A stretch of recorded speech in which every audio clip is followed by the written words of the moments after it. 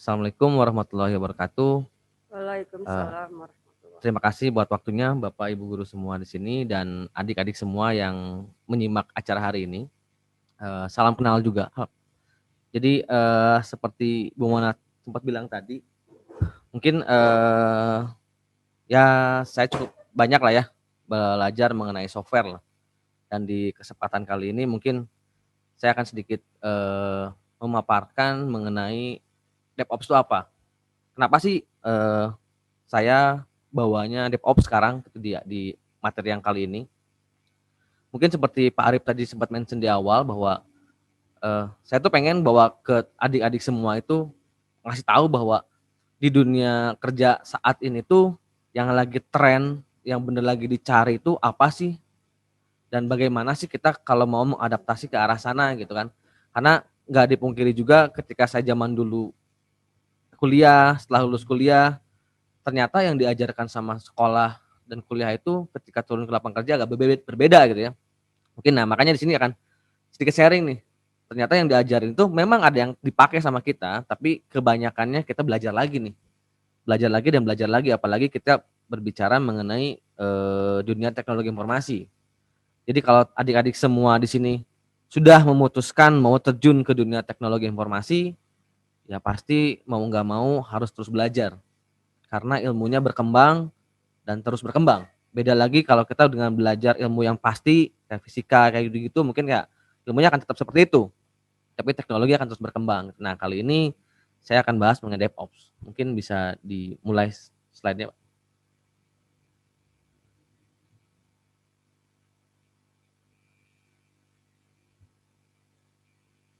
Oke. Nah, mungkin, eee, adik-adik semua atau Bapak Ibu guru di sini pernah mendengar istilah DevOps itu apa, dan mungkin ada yang tahu nggak bahwa DevOps ini tuh sudah dipakai sama siapa sebenarnya gitu.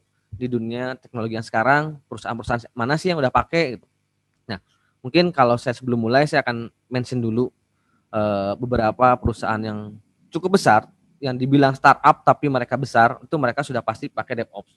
Contohnya kayak Gojek, Grab, Tokopedia, Bukalapak, e-commerce besar di Indonesia, itu mereka sudah pasti pakai teknologi DevOps. DevOps ini apa? Seperti tadi Ibu Mona bilang bahwa DevOps ini adalah development and operation, di mana kita menjadikan eh, tim development atau yang biasa development itu kan dibilangnya programmer lah ya. Tim development dan tim operation. Operation ini biasanya adalah kalau di dunia kerja dia tim admin.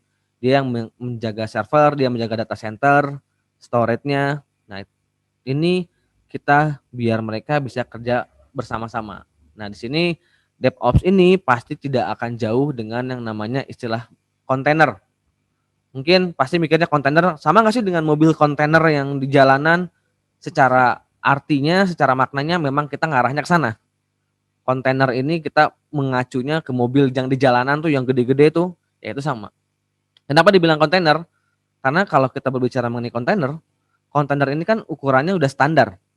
Jadi ketika dia ada di jalan, diangkat oleh truk, ukurannya akan seperti itu. Ketika dia nyampe ke pelabuhan, naik ke kapal laut, yang dibawa bukan sama mobilnya, tapi kontainernya aja.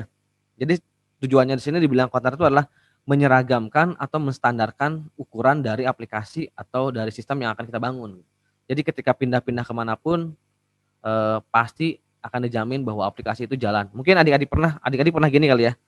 Ketika kita ngoding di laptop kita, program selesai, beres, terus ketika kita pindahkan ke server lain atau ke laptop atau ke komputer teman kita yang lain, tiba-tiba aplikasi kita nggak jalan. Itu pasti pernah lah ngalamin seperti itu gitu. Nah, hal kayak gitu tuh bisa terjadi karena apa? Karena bisa jadi kalau misalkan ngomongnya Java, ketika kita pindah environment ke server yang lain atau ke laptop yang lain, JDK-nya belum diinstal lah, atau ada paket-paket yang lain belum diinstal lah, yang akibatnya nggak jalan. Dan ketika nggak jalan, kalau kita berbicaranya di dunia bisnisnya ya, itu akan time to marketnya atau untuk go live-nya itu akan lama. Dan secara bisnis itu pasti akan ngurangin penghasilan yang pembisnisnya lah, karena harusnya aplikasinya udah jalan tapi kita masih troubleshooting ini kenapa nggak jalan, padahal gara-gara JDK-nya atau gara-gara paket-paket yang kita bawa. Tujuannya ke situ kalau kita berbicara mengenai kontainer. Oke, saya lanjutkan. Nah, ini pembahasan saya hari ini. Jadi, ketika kita berbicara mengenai aplikasi, aplikasi itu dibagi 2 macam, ada monolitik dan microservices. Nah, ketika kita berbicara, DevOps, pasti kita sudah pakainya microservices. Terus gimana sih cara kita mengimplementasikan microservices dan CI/CD? Nah, CI/CD ini nanti adalah part-nya dari DevOps dan ini yang diunggulkan dari DevOps itu sendiri. Nah, di sini yang ketiga, DevOps menggunakan container platform karena seperti saya mention tadi, ketika kita berbicara mengenai DevOps, ya nggak jauh dan sudah pasti itu penggunaan teknologinya adalah container platform. Oke, yang pertama saya mau bahas mengenai monolithic versus microservices ini bedanya apa? Mungkin, teman-teman atau adik-adik semua tahunya bahwa ya aplikasi gitu kan, padahal enggak sebetulnya. Oke, nah ini contoh misalkan studi kasusnya, kita ada satu aplikasi nih, aplikasi antar jemput lah, sebut saja Gojek katanya di sini kan, dia berbasis web. Nah, aplikasi Gojek ini dia punya fitur kayak gini, login, manajemen pengguna, manajemen role, logout, layanan jemput antar orang, layanan beli makanan, jemput antar atau pembayaran gitu ya. Nah, secara sistem, sebetulnya secara aplikasi, ini tuh kan sebenarnya satu aplikasi yang kita punya banyak fitur ya. Kalau di list di sini kan mungkin ada 10 fitur lah yang dimiliki sama si Gojek ini gitu kan. Nah, sistem aplikasi yang seperti ini, jadi kita punya satu aplikasi dengan banyak fitur, ini kita sebut adalah aplikasi monolitik. Kenapa monolitik? Kayak gini. Nah, klien atau kita sebagai user, kita itu ketika membuka aplikasi, itu kita punya banyak fitur tuh yang langsung koneksi ke database yang kita punya. Kelebihannya monolitik, kalau secara bisnis ini murah bikinnya. Arsitekturnya simple karena satu. Jadi satu aplikasi banyak fitur, tinggal kita pecah-pecah tuh fiturnya apa aja, tapi tetap satu aplikasi. Performance-nya lebih cepat ya. Cuman masalahnya ketika kita berbicara mengenai aplikasi monolitik, yang pertama kita mau ganti logo aja misalkan ya, logonya asalnya warna hijau, terus kita mau ganti logonya warnanya jadi warna merah. Mau nggak mau, itu satu sistem itu harus mati. Satu sistem ini kita harus take down dulu, dibikin downtime, baru kita update versi yang baru, deploy yang baru, baru jalan lagi. Karena kenapa satu sistem harus mati? Karena aplikasi monolitik ini satu kesatuan. Jadi kita ada update dimanapun, sekecil apapun itu akan impact ke fitur-fitur yang lain. Terus selain itu juga ketika kita mau update lah, contoh misalnya ada JDK-nya naik versi atau ada source code-nya yang bermasalah sedikit, ya kita harus satu sistem. Padahal fitur-fitur yang lain nggak bermasalah.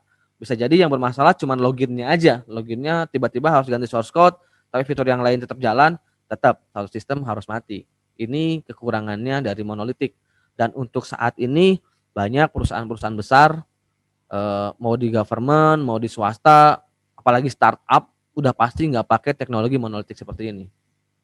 Nah, yang dipakai sama perusahaan-perusahaan besar tuh mereka sudah mengarah sekarang ke microservices. Nah, microservices itu kayak gimana? Kayak gini. Nah, ini sebenarnya sebenarnya termasuk jadi gini. Aplikasi itu pendekatan ada seperti tadi bilang ada dua. Tapi setelah monolitik itu kita punya teknologi yang bernama SOA, Service Oriented Architecture. Tapi bisa dibilang ini adalah masih termasuk ke dalam monolitik.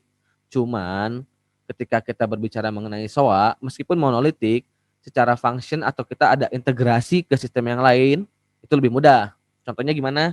Contohnya misalkan kita bisa beli tiket kereta api di Tokopedia, di Indomaret, di Alfamart, atau di tempat-tempat yang lain gitu kan. Kita nggak perlu buka situs kereta apinya misalkan.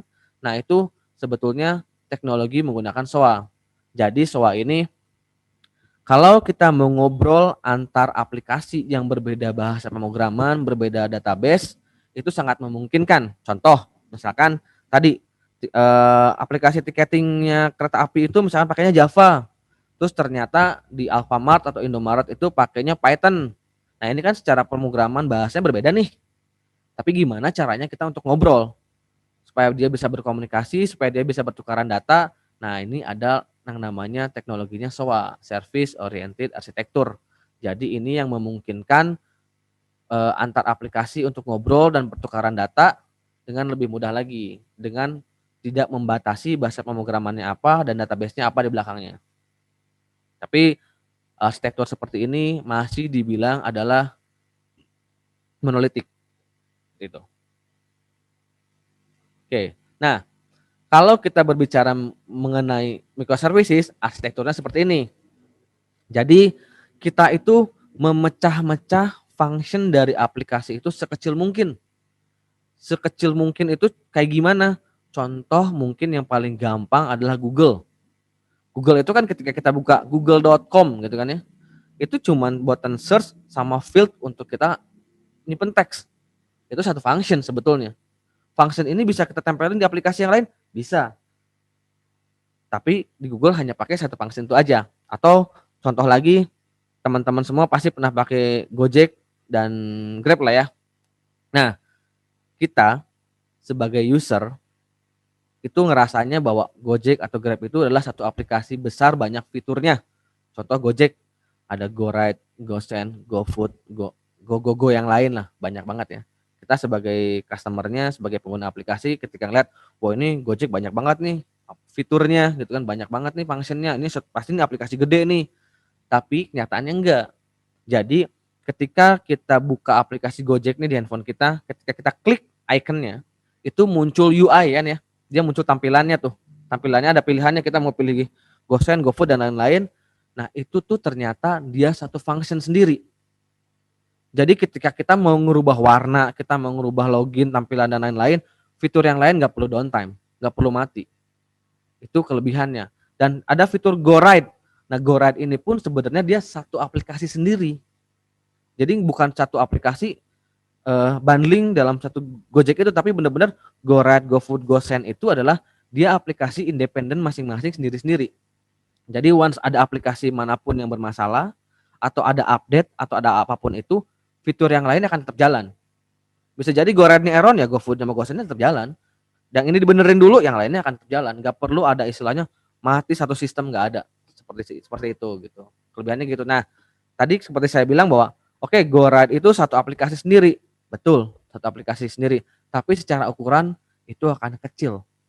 Kecilnya gimana? Mungkin seperti di slide yang saya ini ada UI login, ada API login, terus ada pembayaran. Ini kan satu function masing-masing nih. Nah, satu function masing-masing ini tuh dibungkus dengan teknologi yang namanya kontainer tadi. Jadi semua function ini dibundling atau dibungkus dalam teknologi kontainer. Jadi contohnya gini, GoRide satu kontainer nih. Sebenarnya kan kalau kita berbicara mengenai aplikasi, ketika satu kontainer misalkan apalagi resource-nya cuma prosesornya cuma 2 core misalkan, memorinya 8 GB, kalau di-hit sama seluruh Indonesia cuma satu kontainer, udah pasti mati tuh kontainernya. Nah, kelebihannya ketika kita berbicara mengenai DevOps atau kontainer, itu ada istilah yang namanya scale out. Scale out ini kayak gimana? Scale out itu gini, saya punya satu kontainer, tadi namanya GoRide. Nah, ketika saya set parameter, ketika CPU usage-nya 90% atau memori usage-nya 90%, secara otomatis si kontainer GoRide ini dia akan mengklon dirinya sendiri jadi dua. Jadi dua tuh GoRide-nya ketika ternyata nyampe nih parameternya 90%, dia otomatis jadi dua. Setelah jadi dua masih kurang juga jadi tiga. Setelah jadi tiga masih kurang tiga juga jadi empat dan seterusnya. Selama dia bisa memenuhi request dari penggunanya. Makanya kita nggak pernah tuh ngedengar istilah ini GoRide-nya downtime, GoRide-nya error, kita nggak bisa dapat nih karena gitu konsepnya dari si Gojek itu dia akan terus nambah kontainernya berdasarkan request dari user. Kelebihannya seperti itu. Dan ketika misalkan tengah malam udah jarang nih yang pakai GoRide-nya, dia akan balik lagi tuh yang tadi misalkan jadi 10, dia akan turun lagi jadi 9, jadi 8, jadi 7 dan bisa jadi balik lagi jadi ke 1 karena secara load permintaannya sudah berkurang. Nah, itu kelebihannya dari penggunaan DevOps dan microservices. Selain Gojek, saya contohin lagi adalah Tokopedia. Mungkin adik-adik semua pernah ngelihat bahwa flash sale dari jam 10 sampai jam 12 siang.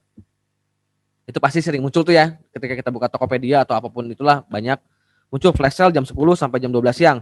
Coba bayangin, Kalau misalkan itu adalah aplikasinya nggak berbasis kontainer dan nggak berbasis microservices, kita harus bongkar semua coding, kita nambahin coding baru, kita deploy ulang satu sistem. Itu sih nggak cukup 2 jam. Karena kalau kita berbicara mengenai kontainer atau DevOps nih, kita itu bisa ngeset bahwa oke, kontainer untuk promo ini, untuk flash sale ini, cuman boleh hidup dari jam 10 pagi sampai jam 12 siang. Itu ada parameter yang kita bisa set tuh. Jadi ketika jam 12 siang selesai, otomatis flash sale-nya hilang, kontainernya pun akan hilang. Dan secara UI-nya, dia akan balik lagi ke normal lagi. Karena kontainer ini hilang, dia nggak akan rubah sendiri, dan nggak perlu ada deploy apapun juga. Dia akan hilang dengan sendirinya. Kelebihannya seperti itu. Jadi kalau kita berbicara mengenai bisnis, orang-orang bisnis ya senang. Karena time to marketnya mereka untuk launching sesuatu tuh sangat cepat. Beda lagi dengan yang monolitik. Oke, tanggal misalkan sekarang tanggal 1 nih. Tanggal berapa sekarang? Tanggal 1 betul. Misalkan tiba-tiba tanggal 5 kita mau ada promo nih. Kita harus ngoding dari sekarang. Bisa jadi baru kelar seminggu, 2 minggu dan nggak kekejar tanggal 5-nya. Tapi kalau kontainer kita tinggal bikin satu kontainer, kita tinggal bilang ke tim UI tolong siapin dong banner 1 biji untuk kita nyimpen kontainer kita. Itu akan lebih cepat. Dan hitungannya itu jam. Paling lama sehari 2 hari. Itu bisa mereka time to marketnya lebih cepat. Jadi karena ngomongnya secara bisnis, ya itu akan lebih cepat juga. Jadi kalau teman-teman di sini, teman-teman programmer apalagi nih, misalkan saya suka ngodingnya pakai .NET, saya lebih suka ngodingnya pakai VB atau pakai Python atau apa gitu ya, itu nggak masalah. Jadi di dunia IT sekarang, apalagi tadi saya ngomongin startup Indonesia yang gede-gede itu ya, mereka tuh kalau buka lowongan pekerjaan, mereka cuma bilang kita butuh programmer, udah gitu doang. Programmernya apa? Nanti tinggal interview. Kamu bisanya apa? Saya bisanya Java. Oke, nanti akan ditempatkan di timnya Java. Kenapa kayak gitu? Karena ketika kita berbicara mengenai DevOps dan microservices, itu tuh kita nggak harus bahasa pemrograman seragam, nggak harus. Jadi bisa jadi loginnya pakai Python nih, biar lebih cepat, biar lebih ringan pakai Python. Terus untuk pembayarannya kita pakainya Java, biar lebih secure. Terus untuk misalkan aplikasi UI jemput orangnya, kita maunya pakai .NET, itu sangat memungkinkan.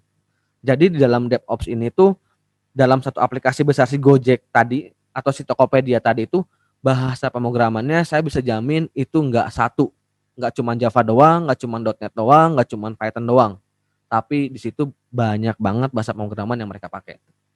Jadi adik-adik semua jangan khawatir bahwa oke saya sukanya ini, saya sukanya ini, saya sukanya ini, ya better kalau ada sudah tertarik ke dalam satu pemrograman, suatu bahasa pemrograman, ya udah dalemin aja sampai di situ expert sendiri di bahasa pemrograman tersebut gitu.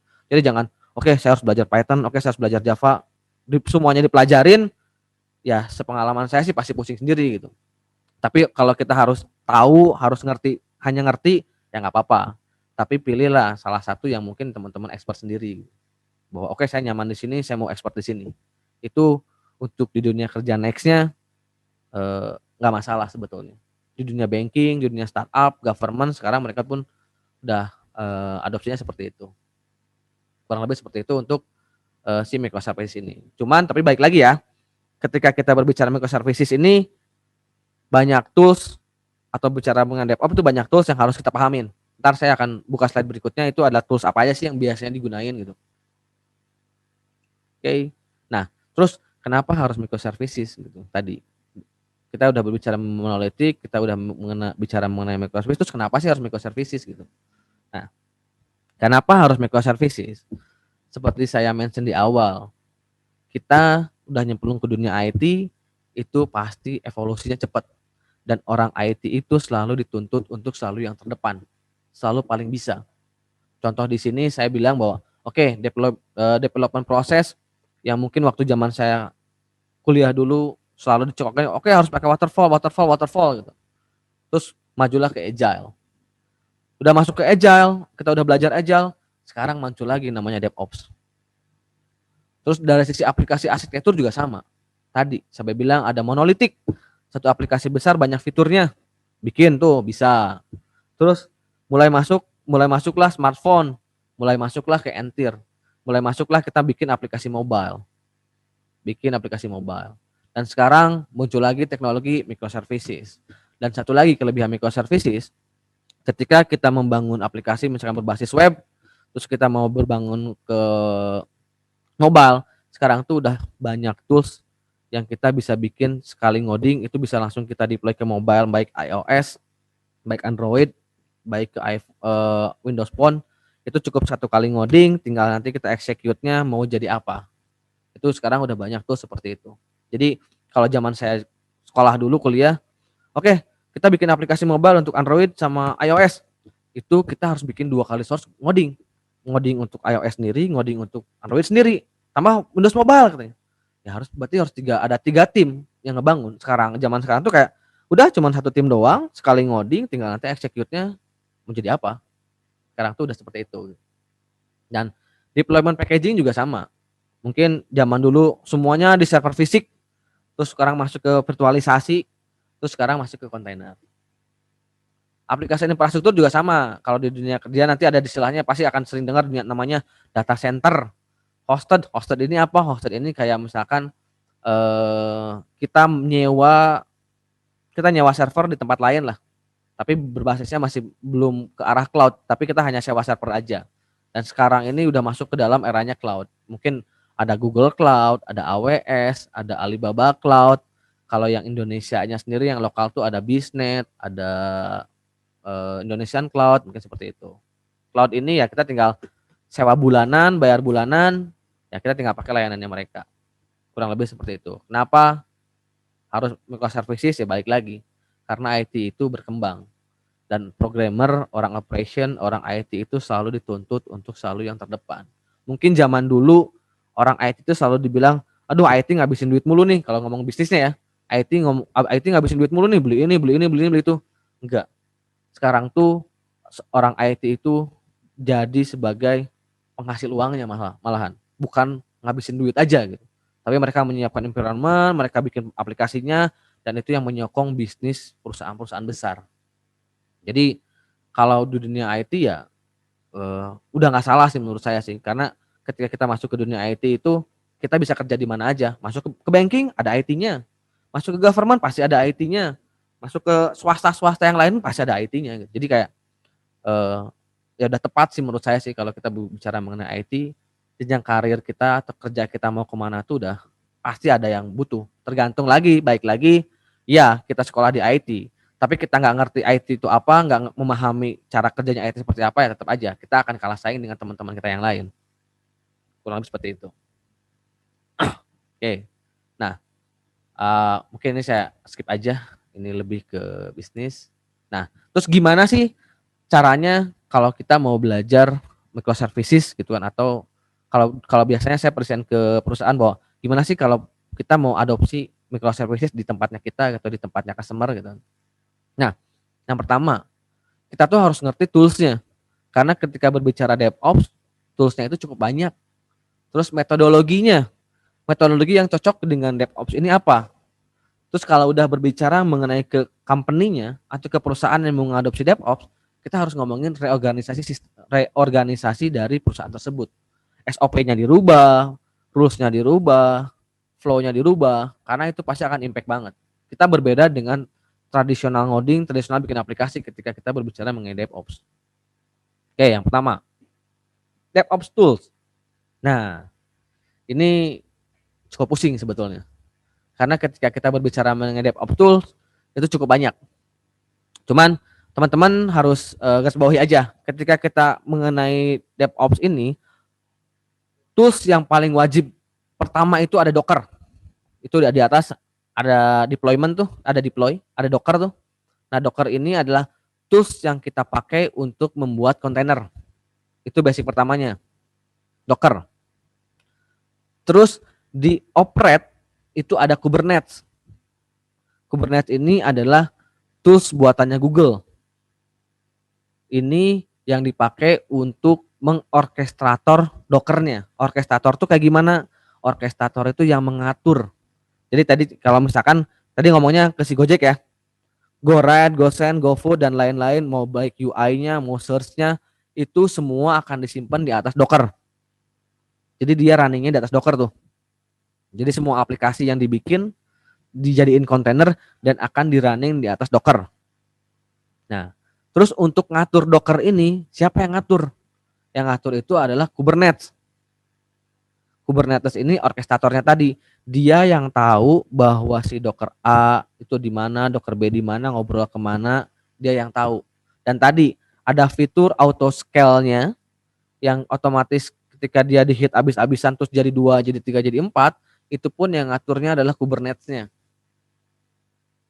Gitu. Jadi Kubernetes-nya ini yang berperan penting untuk mengatur aplikasi kita nantinya. Terus di monitoring, mungkin yang sering kita pakai yang lebih familiar itu adalah ILK atau Elasticsearch. Ini Elastic cukup banyak dipakai dan Elastic juga ini cukup powerful. Jadi dia adalah untuk monitoring log, untuk mengatur semuanya lah, untuk memonitor dari si CPU-nya, memorinya dan lain-lainnya. Itu ada namanya Elastic. Gitu. Terus di sini ada release atau tadi sempat saya dibilang di awal ada CI/CD. Ketika kita berbicara mengenai DevOps, itu pasti teman-teman akan familiar dengan istilah CI/CD. CI/CD ini apa? CI/CD ini itu adalah continue integrated atau continue delivery. Jadi di zaman sekarang orang IT itu selalu dituntut berinovasi, apalagi programmer. Perusahaan selalu nuntut ada function baru apa lagi sekarang, ada fitur baru apa lagi sekarang. Kita bisa ngasih apa nih ke market biar mereka puas. Akan selalu seperti itu. Dan tools yang dipakainya adalah Jenkins. Jadi gini, mungkin teman-teman kalau ngoding kan biasanya misalkan nih ada tugas bikin aplikasi perpustakaan misalkan, tapi kelompok 3 orang 4 orang gitu kan. Biasanya kan ngoding di laptop masing-masing nih, coding laptop masing-masing. Terus ada suatu hari janjian, oke, kita kumpul hari ini, kita kumpulin codingnya di si A, kita kirim ke si A, nanti si A yang akan nge-compile, akan nge-running, nge-compile, nge-debug, terus nge-deploy si A-nya nih, gitu kan. Jadi source code-nya di laptopnya masing-masing. Cuman kalau ada hal seperti itu, kalau di dunia bisnisnya, bahkan tadi 4 orang, tiba-tiba si orang yang pertama ini tuh dia kalau di perusahaan dia resign nih, dia udah nggak kerja di situ lagi. Codingnya udah dikumpulin di si A nggak ngerti cara ngodingnya si yang resign ini, itu otomatis aplikasi pun akan pusing. Dia ketika ada perubahan, ketika ada update, ini orangnya udah resign nih, orangnya udah nggak ada. Kita harus bongkar coding lagi atau enggak kita harus bikin lagi, akan seperti itu. Nah, Jenkins di sini adalah ini akan berkaitan erat dengan yang di atas di code itu ada namanya Git. Jadi ketika kita berbicara mengenai DevOps, itu kita harus, programmer itu harus membiasakan bahwa semua source code yang di coding di laptop masing-masing itu di setiap harinya harus di-push atau dikumpulkan di Git. Jadi semua source code itu akan dikumpulin di Git. Nah, di Git ini misalkan tadi aplikasi perpustakaan udah ngumpul semua source code-nya. Nah, tugasnya Jenkins dia adalah kita tinggal menjalankan jadi kita ada parameter-parameternya di situ kita setting. Nanti ke Git itu kita akan dari mulai kita nge-push source code-nya, terus nge-compile, nge-build, terus dijadiin kontainer, itu akan dibikin otomatis sama Jenkins. Sampai ke deploy ke server pun atau ke aplikasi server itu otomatis akan dilakukan oleh Jenkins. Jadi tugasnya programmer cuman ya udah selesai ngoding, kumpulin terus di GitHub atau di GitLab, kumpulin di sana semua. Nanti ada operator tinggal ngejalanin, oke, execute, ibaratnya kayak gitu, execute, otomatis tuh akan di-compile, di-build, di-run, dijadiin kontainer, masukin ke aplikasi server, terus di-deploy, terus secara user tinggal pakai, otomatis seperti itu. Kurang lebih seperti itu. Nah, ini ada Git. Jadi tools yang harus dipelajari ada Docker, Kubernetes, Elastic, Jenkins, GitLab atau Jira itu juga bisa. Seperti itu. Jadi sebenarnya nggak harus semua tools ini. Tapi kenyataannya sebenarnya memang kalau ketika udah bisnisnya ya bisa jadi semua source code ini atau semua tools ini bisa dipakai sebetulnya. Gitu. Oke, saya lanjut. Nah, metodologi. Ketika kita berbicara mengenai DevOps, metodologi yang cocok atau sering dipakai itu Scrum. Sebenarnya Scrum ini tuh bukan metodologi yang khusus dipakai untuk IT sebenarnya. Scrum ini adalah dia metodologi bisa dipakai untuk apapun juga. Scrum itu kayak gimana? Scrum itu kayak gini. Oke, nah ini perbedaannya. Mungkin yang sebelah kiri ini waterfall. Kalau waterfall itu kan dari mulai kita requirement, design, development, testing, release, maintenance. Kalau ada error apa, balik lagi ke analisis lagi, desain lagi. Akan seperti itu terus. Jadi nunggu beres dulu, nunggu satu cycle beres sampai aplikasi rilis. Ada masalah, naik lagi ke atas, naik lagi ke atas. Itu kalau ngomonginnya time to market atau secara bisnisnya akan lama. Nah, kalau kita berbicara mengenai Scrum, itu ada istilahnya product backlog atau priority. Product backlog itu kayak gimana? Product backlog itu kayak gini. Contoh misalkan kita mau bangun fitur login, contoh simpelnya. Backlog ini kita tinggal ngomongnya bahasa manusia aja. Itu nanti akan diterjemahkan sama programmer. Oke, di login ini saya bisa login bisa login menggunakan Gmail, nomor handphone, atau Facebook atau Twitter atau yang lain-lain. Di login ini harus menggunakan minimal 4 karakter. Di login ini passwordnya harus terdiri dari angka, huruf besar dan lain-lain gitu. Nah, itu nanti si orang yang ngurusin loginnya sebagai user tuh harus bisa mendefine seperti itu sampai sedetail itu gitu, detail. Jadi harus bisa begini, harus bisa begini, harus bisa begini, bisa begini. Udah jadi itu backlognya. Udah jadi backlog, lalu masuk ke sprint scope. Nah, di sini tuh kalau berbicara mengenai Scrum itu saya di sini aja jelasinnya. Dari product backlog ada sprint planning. Sprint planning ini tadi misalnya kita udah tim ada 5 orang untuk login fitur A, fitur B, fitur C gitu. Nah, di situ kita ada sprint planning.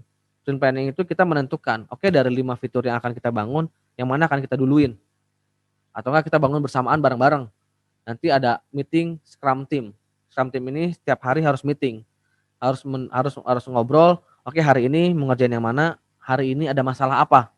Dan meetingnya itu sebentar. Gak boleh lebih dari 15 menit. Jadi kita ngobrol, oke, kita tentuin, oke, kita putuskan fitur A, fitur B, fitur C kita bangun sekarang. Oke. Di keesokan harinya akan melakukan seperti ini lagi. Scrum team itu akan ngobrol lagi dan nanya, oke, yang kemarin di deploy yang ABC ini ada masalah apa? Ada masalah ini, masalah ini, masalah ini. Oke, mau beresin dulu masalahnya atau kita tetap planning ke berikutnya, akan seperti itu. Dan biasanya satu sprint itu akan lebih cepat, biasanya 1 sampai 4 minggu untuk kita rilis aplikasinya. Nah, kelebihannya lagi DevOps dan sprint ini apakah DevOps dan Scrum ini apa? Jadi gini, mungkin kan kalau dulu kalau kita mau rilis aplikasi harus aplikasi semua fitur selesai baru kita rilis nih ya. Nah, zaman sekarang tuh enggak. Contoh mungkin kita ngelihat Gojek pertama kali. Gojek pertama kali ngerilis apa? Go-Ride-nya aja. Jadi selama ada fitur yang bisa kita rilis dan itu menghasilkan revenue secara bisnis, itu pasti dirilis. Jadi disebutnya adalah aplikasi ini tuh bertumbuh. Kenapa seperti itu? Karena ini berbasisnya kontainer, microservices, jadi ya kita ketika ada fitur baru atau function baru, nggak perlu matiin fitur yang ada. Tinggal kita sediain UI-nya, tinggal kita cemplungin tuh di situ kontainer yang barunya. Dari mulainya GoRed, nambahin GoFood, nambahin GoSend, nambahin GoGo yang lain, ya itu nggak ada impact tuh ke GoGo yang lain. Nah, itu kelebihannya seperti itu. Nah, tujuannya Scrum itu adalah menentukan kayak tadi. Oke, untuk sekarang kita rilis GoRed-nya dulu. Oke, untuk berikutnya kita rilis GoFood. Nah, ini akan seperti itu. Jadi secara time to market, secara pengerjaan itu lebih cepat juga. Nah, mungkin teman-teman juga mungkin harus sudah mulai terbiasa atau kenal dengan metodologi Scrum ini. Oke, nah ini sebenarnya kalau kita udah berbicara mengenai ke bisnisnya. Biasanya ketika kita udah berbicara DevOps dan Scrum, terus company yang kita tawarkan pun atau yang mau kita bangunkan DevOps-nya itu mereka harus punya ini. Product owner ini apa? Contoh, tadi misalkan Gojek lagi, baik lagi. Misalkan saya ngerti tentang flow dari si GoRide. Saya doang nih yang ngerti nih. Jadi saya sebagai product owner disebutnya. Product owner untuk GoRide. Nanti ada lagi product owner untuk GoFood. Product owner untuk GoSend nanti ada lagi. Jadi setiap orang di perusahaan itu nanti memang harus udah ada spesifikasinya masing-masing. Disebutnya product owner. Dan development team dan Scrum Master. Ini disebut satu tim Scrum role. Jadi dalam satu Scrum itu ya isinya ini. Product owner, development team, sama Scrum Master. Scrum Master ini yang tadi yang mengatur, yang menentukan kapan rilis dan bagaimananya. Dia akan ngejaga dari sisi waktu implementasinya. Oke. Nah, reorganisasi sepengalaman yang saya tahu gitu ya. Ketika company yang dulunya monolitik dan belum ada DevOps, misalkan bisa jadi adalah di salah satu banking yang udah mengadopsi DevOps, yang awalnya mereka punya kurang lebih 800 programmer.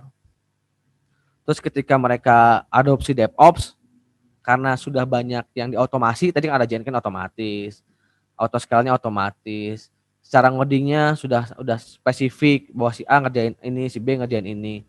Itu yang dari 800 mereka bisa menghilangkan sampai 400 orang. Jadi kalau ngomongin disruptif kan zaman sekarang tuh dibilang disruptif gitu ya. Ya disruptif gitu bahwa jadi kayak peluang kerja yang dulunya ada yang harusnya 800 orang sekarang bisa dikerjain sama 400 orang. Kurang lebih seperti itu. Makanya di sini reorganisasi masuknya. Nah, reorganisasi ini apa aja yang harus kita bangun? Kita adalah bangun antar tim, development, dan operasional. Pasti itu, karena kan kita berbicara mengenai DevOps. Pembentukan tim-tim bertanggung jawab terhadap sebuah modul tadi. Ya, bertanggung jawab itu ada product owner-nya dan development. Si tim development A ini tuh cuman fokus ngerjain fitur ABC doang. Si development A ini, developer A ini tuh ketika dia sudah di-assign ngerjain fitur ABC, dia nggak bisa diganggu. Dia nggak boleh diganggu untuk bikin atau ngebantuin fitur yang lain. Itu bisa strict seperti itu ketika bicara mengenai DevOps. Dan yang ketiga selalu melibatkan product owner. Jadi nggak bisa tuh programmer tuh cuma asumsi doang, oke, kayaknya gini deh, kayaknya gini deh, kayaknya ini nggak bisa. Karena tadi udah ada backlog dan si product owner-nya ini harus tahu dan kita harus mengikuti backlog sesuai dengan product owner yang dimau. Jadi nggak ada lagi istilah ketika kita aplikasi selesai, ketika kita demo ke customer bilang, loh kok gini, saya kan mintanya begini-begini, kok fitur ini nggak ada ya? Kenapa seperti ini ya? Nah dulu tuh sepengalaman saya sering seperti itu. Makanya ketika kita bicara project aplikasi, ada istilahnya project never ending. Karena selalu ketika kita sudah selesai, minta tambah ini, minta ganti ini, tambah ini, minta ganti ini gitu. Nah, makanya Scrum tadi itu ngejagain. Product backlog-nya itu ngejagain. Bahwa kita bisa bilang kalau ketika udah ke customer bahwa, oh enggak Pak, Bapak kan mintanya seperti ini, seperti ini, seperti ini. Ini semua sudah kita penuhi nih. Ini semua sudah kita ada nih di fiturnya. Kenapa sekarang nambah? Nggak bisa. Nah, kita bisa seperti itu jadinya. Tim harus fokus terhadap pekerjaannya, tidak boleh paralel mengerjakan yang lain. Nah, seperti saya tadi bilang, ketika sudah di-assign dengan fitur-fitur yang ditentukan, itu nggak boleh diganggu gugat dan nggak boleh diganggu sama siapapun untuk mengerjakan yang lain. Nah, organisasinya kita harus membangun tim DevOps yang terdiri dari Scrum Master, Product Owner, dan Project Manager. Kalau kita sudah berbicara mengenai projectnya ya. Lalu yang kedua, tim microservices. Kita ada solution architect, sistem analis, developer, dan DBA, database developernya. Kontainernya, kita harus bangun tim orang yang benar-benar ngerti mengenai kontainer platform arsitektur itu kayak gimana dan sistem engineer-nya. Karena ketika berbicara kontainer itu nggak jauh meliputi OS juga sebetulnya. Sistem operasi administrator lah. Nah, biasanya kontainer ini tuh running di atas Linux. Tapi di sekarang sih setahu saya udah bisa tuh di atas Windows. Cuman secara powerful dan secara best practice-nya masih best practice di atas Linux. Jadi teman-teman yang belum belajar Linux boleh belajar dari sekarang kayaknya. Karena nanti di dunia kerja udah banyak banget tuh di data center tuh mereka pakainya Linux. Linux tuh banyak. Ada CentOS, ada Ubuntu, ada Red Hat, ada Oracle Linux, macam-macam. Tapi meskipun macam-macam, secara command line, secara function itu sama. Nggak jauh beda, hanya beda-beda dikit gitu. Jadi sekali belajar Linux, ya ketika tanya, oke, sekarang belajar Linux Red Hat misalkan, nanti pas kerja, oh di sini kita pakainya CentOS. Ya secara basicnya itu sama. Jadi jangan khawatir gitu. Linux banyak variannya, tapi secara command line, secara basic command itu sama, mirip. Nah, masuk ke topologinya. Mungkin sebenarnya topologi itu kayak Ini sebenarnya sih udah masuk ke industrialnya lah ya. Nanti ketika kita mengenai DevOps ini, mungkin sekarang kita cuma pakainya laptop atau PC gitu kan kayak gini. Nah, nanti kalau udah dunia kerja tuh sebenarnya kita berbicaranya mengenai server dan virtualisasi. Jadi ketika kita ngebangun DevOps, yang kita install tuh banyak nih, ada master node, ada worker dan lain-lain gitu. Kurang lebih seperti ini. Mungkin ini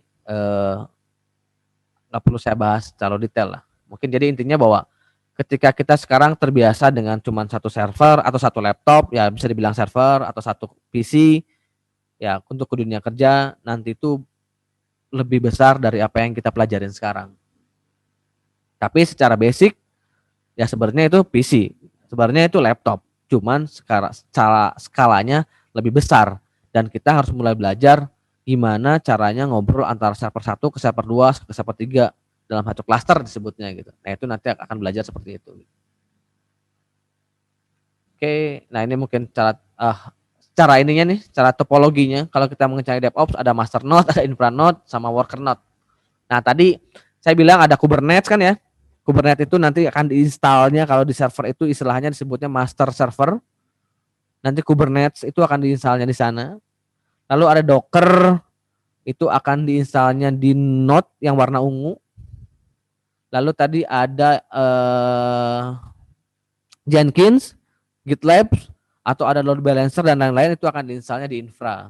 Jadi secara topologinya ketika kita berbicara DevOps akan seperti ini. Jadi nggak ada, kalau udah masuk ke dunia industri itu nggak ada lagi cuma diinstal di satu server atau dua server. Pasti secara arsitekturnya akan besar seperti ini. Kalau ini ngomongin visi ya. Kalau ini ngomongin visi berarti otomatis secara nggak langsung ya minimal nih kita harus punya 9 visi. Kalau nanti ke dunia industrialnya, tapi teman-teman jangan khawatir.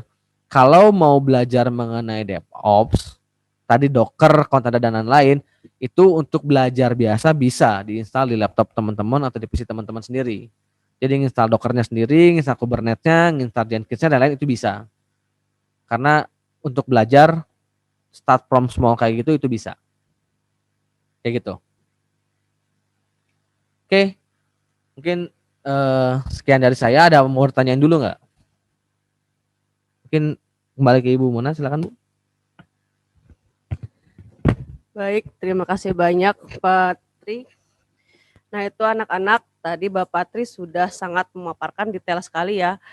Saya sejujurnya saya jadi tahu Pak, oh seperti ini DevOps itu. Karena saya sendiri mengajar di RPL itu mungkin kalau tadi dipaparkan mengenai materi DevOps, aplikasinya masih berbasis monolitik dia.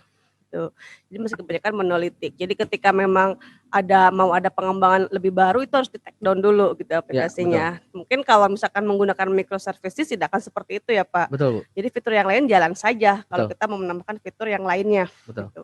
Namun ke depannya nanti untuk pola pembangunan proyek anak-anak itu ke depannya ya diharapkan bisa berbasis microservices gitu.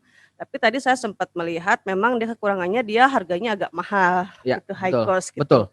Itu sementara mungkin kalau untuk lingkungan belajar sekolah anak-anak SMK dengan harga yang mungkin mahal agak mikir-mikir dulu mungkin Pak ya, gitu seperti itu. Tapi mudah-mudahan nanti anak-anak bisa mendapatkan pengalaman mengenai microservice ini ketika mereka PKL ke dunia industri gitu. Betul. Jadi ilmu yang memang didapat di sekolah yang masih sangat basic mungkin nanti ketika kalian sudah masuk ke perusahaan-perusahaan besar ini sudah tahu setidaknya membuka mata, oh seperti ini IT itu sangat luas sekali gitu, seperti itu. Betul. Nah baik anak-anak, dari tadi pemaparan yang begitu sangat komplit dari Pak Tri, barangkali ada yang mau ditanyakan. Nanti kalau ada yang mau bertanya boleh silahkan dinyalakan videonya, lalu sebutkan nama, kelas berapa, dan dari kompetensi apa. Silahkan. Atau mungkin dari Bapak Ibu Guru ada yang mau ditanyakan mengenai DevOps ini. Ini materi kalau menurut saya sangat menarik sekali ya, jika ini diimplementasikan di sekolah kita tentunya anak-anak ketika diterjunkan ke dunia industri mereka sudah sangat siap gitu. Basic mereka sudah ada, jadi mereka istilahnya siap dikasih apapun gitu, pekerjaan apapun. Betul. Cuman ketika balik lagi kita pembelajaran sekolah itu banyak terkendala mungkin dari tools-nya juga Pak gitu. Jadi ya kita mungkin dari awal, dari sebelum dikenalkan anak-anak mengenai DevOps ini mungkin kita guru-gurunya dikasih training dulu nih Pak. Siap Bu. Mengenai DevOps itu seperti apa gitu. Mudah-mudahan ada kerjasama nih sama PT Dasa dengan SMK 1 khususnya guru RPL sama Sija agar bisa lebih mengenal lebih dalam seperti apa itu DevOps. Baik, silakan anak-anak, ada yang mau ditanyakan? Ayo, ini ada Bapak Tri, master dari IT. Beliau ini sudah sangat melanglang buana mengenai IT, jadi silakan kalau ada yang mau ditanyakan, boleh dinyalakan videonya, nanti sebutkan namanya siapa, kelas berapa, dan dari kompetensi apa. Ya, kalau ada yang mau ditanyain, nggak usah malu. Iya, tidak usah malu, silakan. Pengen bertanya ini nih gitu, silahkan.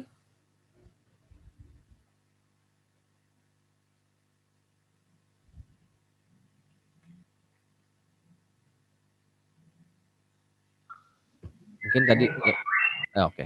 Ya, silahkan. Assalamualaikum warahmatullahi wabarakatuh. Waalaikumsalam warahmatullahi wabarakatuh. Perkenalkan, nama saya Muhammad Gani Ilham dari kelas 12 RPLB.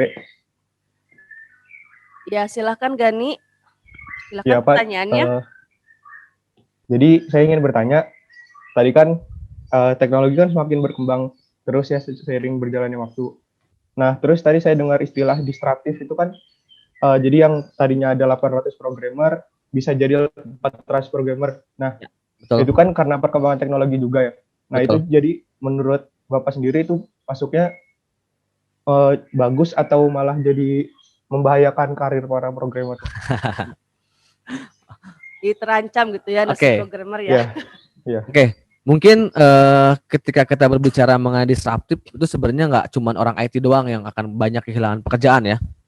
Contoh simpelnya kita dengan adanya GoRide dulu, dengan adanya Uber itu banyak supir taksi atau taksi perusahaan-perusahaan taksi yang mulai hilang, mulai kalah gitu. Jadi betul sekali ketika kita bicara disruptif itu akan banyak korban lah, kalau saya bilang korban gitu ya, akan banyak korban. Nah, makanya tujuannya salah satunya dasar edukasi kita ke sekolah itu adalah kita pengen ngasih tahu nih ke adik-adik semua nih bahwa untuk sekarang, dunia yang sekarang itu, apalagi beberapa tahun ke depan gitu kan, itu akan mulai banyak software, mulai banyak tools, mulai banyak teknologi yang bisa bikin memudahkan orang untuk belanja. Contohnya kayak sekarang ada Tokopedia, Matahari udah mulai kolaps, Robinson udah mulai hilang, Ramayana juga udah mulai hilang. Itu dibilangnya disruptif. Dengan hilangnya Ramayana, Robinson dan lain-lain, itu banyak nggak sih orang yang jadi nggak kerja? Banyak sekali. Mereka banyak kehilangan pekerjaan gitu. Makanya saya ngajak ke teman-teman di sini semua bahwa yuk nih dunia teknologi itu sekarang udah kayak gini loh gitu. Jadi teman-teman tuh harus punya kompetensi, teman-teman tuh harus mempersiapkan diri untuk bisa bertahan di dunia disruptif ini gitu. Kurang lebih seperti itu sih. Jadi benar, dengan teknologi atau natif apalagi kayak gini ya mau nggak mau ya kita harus ngikutin zaman gitu. Pilihannya ke arah sana. Gitu. Makanya kita coba update di sini teknologi sekarang di IT apalagi support development tuh sekarang seperti ini loh gitu. Biar teman-teman itu siap. Lebih gitu. Baik Pak, terima kasih. Mungkin ada lagi yang mau ditanyakan? Oh, di chat dari Pak Agus Suratna. Tools untuk DevOps apakah free Pak? Oke. Tools untuk DevOps ini kebanyakan free Pak. Mungkin tadi di slide yang saya yang ada banyak toolsnya tuh. Itu jadi gini.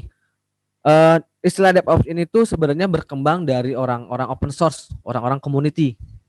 Jadi benar-benar, jadi ketika kita berbicara mengenai DevOps, toolsnya itu masih banyak yang free. Nah, ini mungkin di sini bisa di-show. Nah, semua tools yang ada di sini itu free Pak. Ini ada versi komunitasnya. Yang berbayar itu hanya Red Hat OpenShift tuh yang di atas. Nah, Red Hat OpenShift itu berbayar. Kenapa berbayar? Jadi sebenarnya OpenShift itu dia membundling Docker, Kubernetes, Jenkins, Git, ILK itu jadi satu installer. Tapi ada supportnya. Jadi kayak kalau perusahaan-perusahaan besar tuh kayak banking, kayak tadi kayak gitu-gitu ya, itu pakainya OpenShift. Karena mereka kenapa? Karena mereka kena regulasi bahwa software itu nggak boleh yang gratis. Mereka harus ada software yang berbayar. Makanya mereka pakainya OpenShift.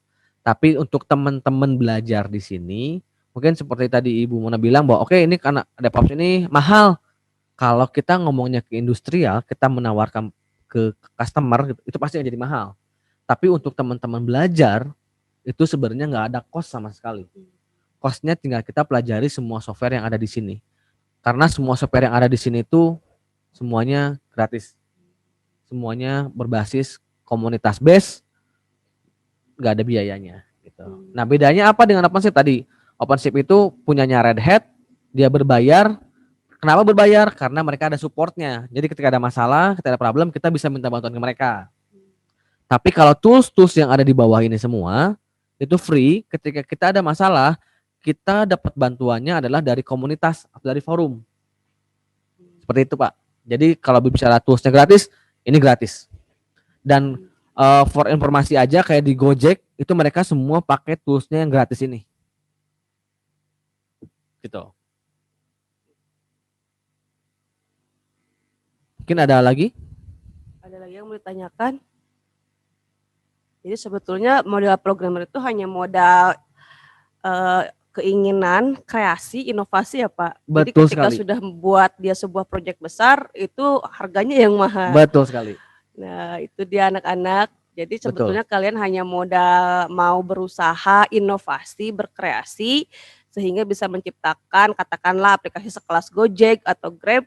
Itu modalnya hanya mungkin model laptop, nanti kalau sama tim yang lain dijual ke perusahaan-perusahaan besar kan bisa lumayan harganya Pak ya. Jadi betul. Jadi high cost nantinya. Betul, gitu. Betul. Ada lagi yang mau ditanyakan? Silahkan.